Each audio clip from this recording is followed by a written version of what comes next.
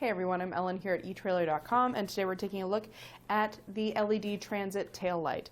This allows you to have a nice large amber light to make it clear what's going on with your vehicle, making any kind of stops and turns, and signal appropriately to other vehicles out on the road. This is an amber light, so typically going to be used as a clearance light or a turn signal. It has 17 diodes. It is an LED light. The nice thing about having an LED light versus your typical older style incandescent bulb is that you don't really have to worry about any kind of maintenance with this light. The diodes last for a very long time. There's no bulbs to break and then have to change out over time. It also has a lower power draw or power requirement from our battery, so we're going to have as bright or brighter a light than a similar incandescent bulb without pulling as much power from our battery. So it helps that battery to last a little bit longer, or we can put more lights on our rig if we want to and be able to get everything illuminated. There's two wires to connect. One of them is going to be a bullet style connector, so if you have a plug to wire that into, you can use that, or you can always just cut it off and use a butt connector. It just kind of depends on your setup.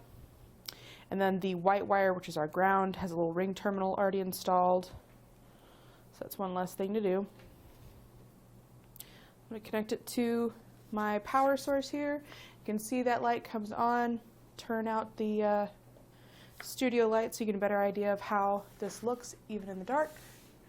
So nice bright light, gives us that amber color that we're used to for our clearance signal, or our running lights and turn signals. The housing is sealed, so it should keep out any kind of weather, water, dirt and debris and things like that. Take this off, we can disconnect it and look a little bit closer.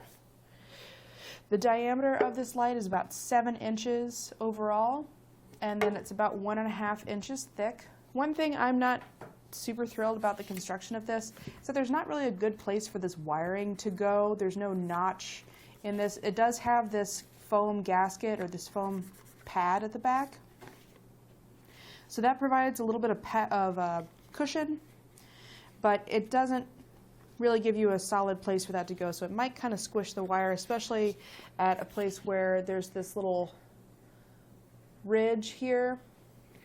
So if you really wanted to, you could maybe cut a little notch in that with a razor knife or a Dremel tool or something like that to create a little slot for it if you want to. That's just one little bitty critique I have of the light. Other than that, I think it's pretty solid. There's also some potting material in here to help take up any gaps in the circuit board. That helps those circuits to last longer, provides a little bit of shock resistance. Anything that's on the road is going to be going under some vibration, so having that potting material is going to help this light last a lot longer overall, so it really should be a nice solid unit for many years to come. It does not come with any hardware to attach it, so you will need to get some screws or nuts and bolts.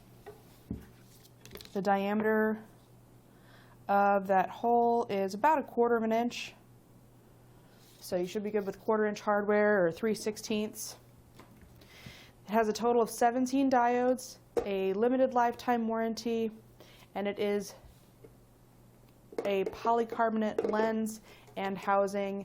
That lens is going to be amber, and there are white LEDs on the inside.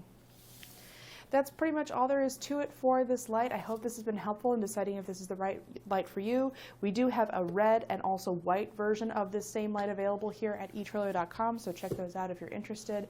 Or if this doesn't work for you, we do have a lot of other options available, so check them out right here at etrailer.com. Thanks for watching.